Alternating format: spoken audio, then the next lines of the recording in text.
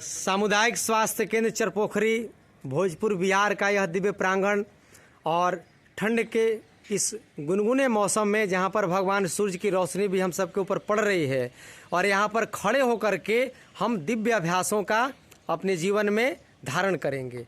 अब आपको दोनों पैर को सटा करके एड़ी और अंगूठा आपस में सटा लेंगे, दोनों हाथ को सीधे ऊपर उठाएंगे, एक साथ करना है और एक साथ आगे की तरफ झुकना है। जब मैं बोलूँगा एक तो ऊपर हो जाइएगा, एक ऊपर हो जाइए सभी लोग, दो नीचे चले जाइए, एक साथ करिए, हाँ, एक दो, एक दो, 21 बार करना है, 1 2 3 4 5। इस क्रिया का नाम है पाद हस्तासन, यानी हाथ को अपने पैर के अंगूठे में सटाना और माथे को अपने घुटने में सटा देना है।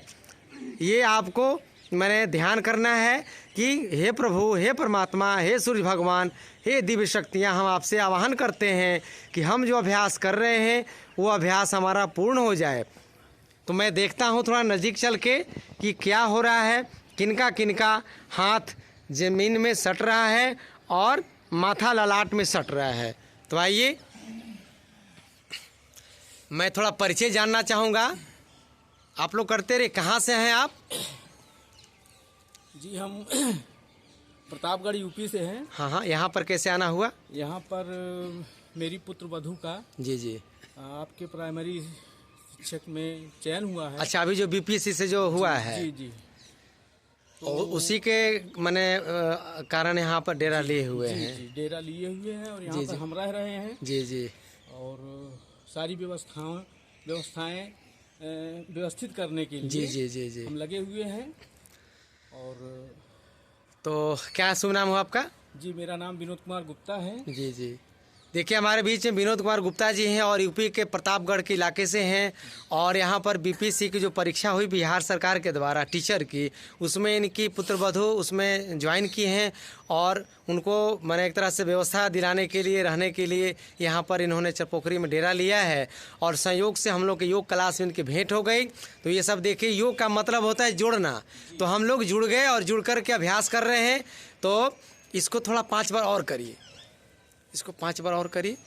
अब देखिए, हाथ नीचे, माथा सटाइए ठेवना में जरा, अभी नहीं सट रहा है, ये सट जाएगा। करिए नेताजी, करिए फटाफट।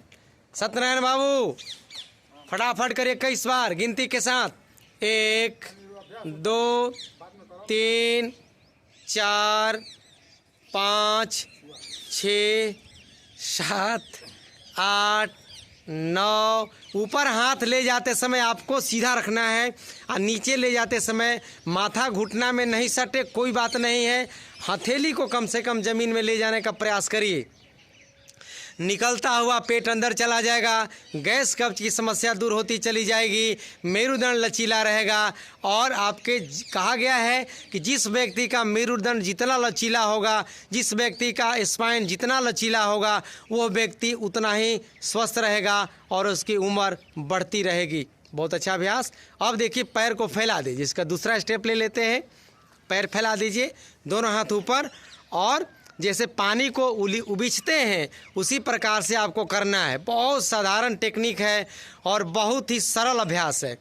हाथ को नीचे ले जाइए और बस जैसे हम लोग बचपन में कभी कभी खेत पटाते थे या आलू का, प्याज का, तो हम ऐसे कटोरा पकड़ के या थाली पकड़ के और हम लोग उस कढ़ा में से पानी को बीचते थे भीतर की तरफ।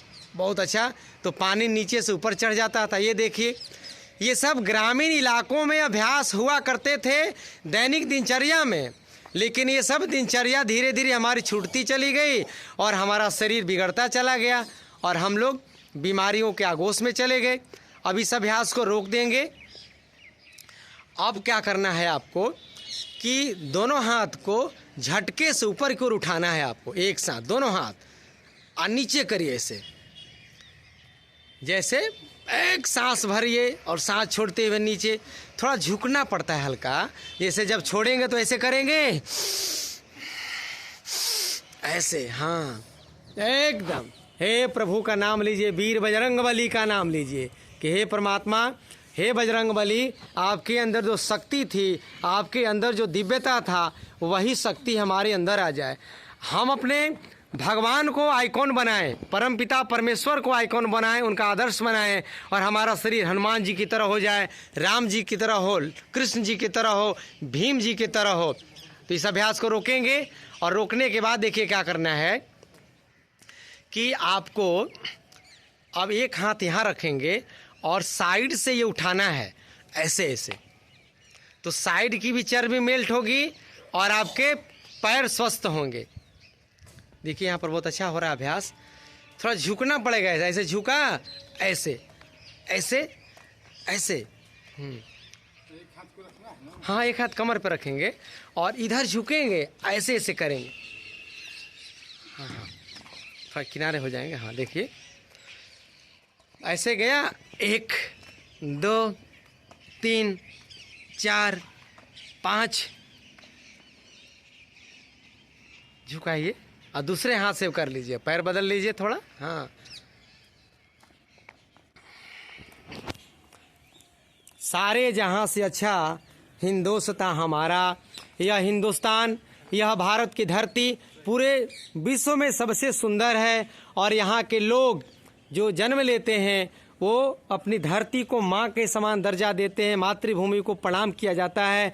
यह भारत एक भूमि नहीं है, यह माँ के समान है, मातृभूमि है हमारी। और यहाँ पर जन्म लेने वाले भी तर जाते हैं और यहाँ पर मरने वाले भी सब स्वर्गवासी हो जाते हैं।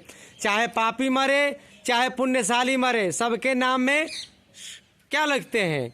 स्वर्गीय। स्वर्गीय माने सब लोग स्वर्ग को धारण करते हैं। देखिए कितनी पवित्र भूमि है यहाँ पर। इसलिए हम सब बड़ी भाग्यशाली हैं कि हम यहाँ पर जन्म लिए।